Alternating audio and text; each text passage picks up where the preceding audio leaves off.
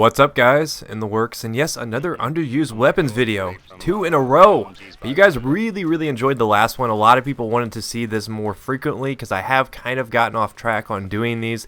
But they are very popular, and one of the most popular names I see pop up is for the Type 88 to make its, appearance on this show because everybody's been calling for it. They're like, when are you going to do the Type 88? You keep talking about it and you never actually do it, which you're right. I've been talking about doing the Type 88 for months. Ever since I started the Underused Weapons series, I pretty much had it in my mind that I was going to do the SG553, the G3, the Type 88, and maybe the QBZ weapons, or, the QBZ95 and the QBB and the QBU. Other than that, I kind of got off the beaten track and to the point where I was doing a lot of weapons that I thought didn't get enough love out there. And the Underused Weapons series didn't start as just, the weapon doesn't have to be technically underused. It's more of an underappreciated weapon, because even though you may see it from time to time, it's nothing compared to the normal amount of usage that most of the other weapons get. And that's the point of this series, to give you a different look at weapons that aren't as commonly used. You don't see a lot of YouTube games with these types of weapons. So that was my purpose behind the Underused Weapons series, and it really revolved honestly around the SG553 and the Type 88. So it's kind of strange to me that I never got around to doing it. But funny fact is the Type 88 is now my most used weapon. And it seems like every time I get a game for the Underused Weapons series, I'm playing on Grand Bazaar, which you're seeing me play here. But there's a distinct problem here on the PC, and there's no server variety right now. I don't know what's wrong with all the servers. It makes me want to get my own server again, because I had one for a while. We decided to close it down just because there wasn't a lot of people playing Battlefield 3 on it.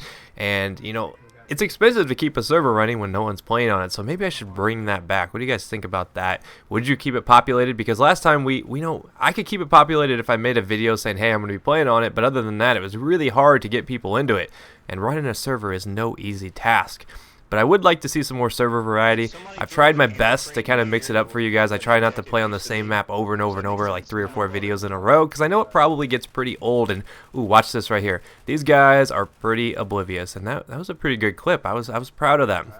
But this Type 88 is not so bad. I mean, it only shoots 650 rounds per minute.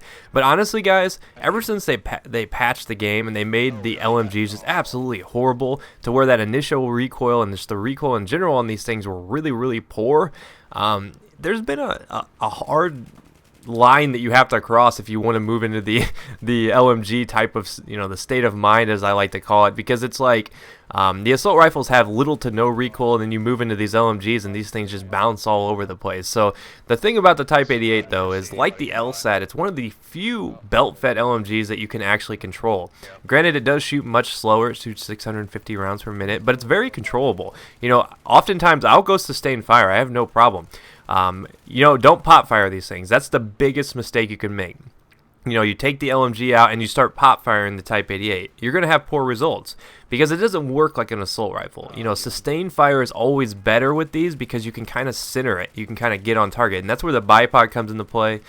You see me being pretty risky right there. I wouldn't really suggest that. I was just trying to, be a Rambo LMG boy right there. But, once you kind of get that first shot, the recoil really tones down. So you take the first shot, you maybe fire off 20 rounds before you let off the trigger. And I know it's kind of hard to picture what I'm talking about, but just go out there and try it. Don't try to go out there and pop fire it, because the pop fire, you're going to get a lot of initial recoil. It's going to bounce around a lot more. So try to get down and hold the trigger down a little bit.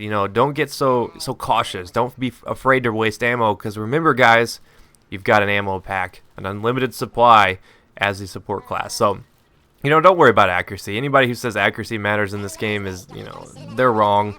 Accuracy is meaningless. I mean, to a certain extent, if you only ran M16 Assault, then maybe accuracy would be a judge. But if you run support, suppressing fire is a pretty big portion of the game. So support players often have lower accuracy just because, LMGs are meant to run around like that and just get bullets downrange. And that's what the Type 88 does well.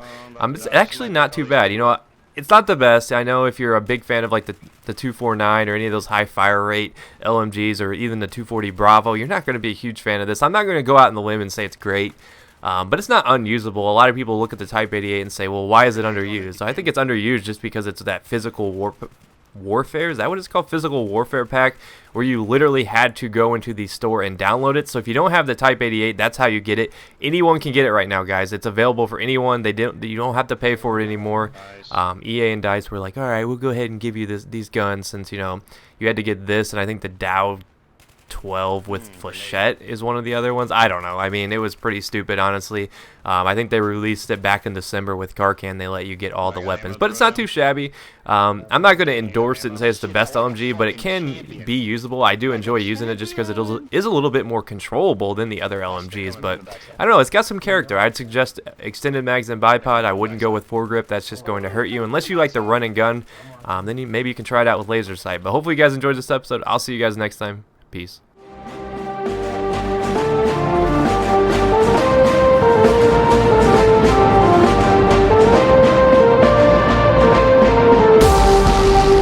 Position cleared and under control.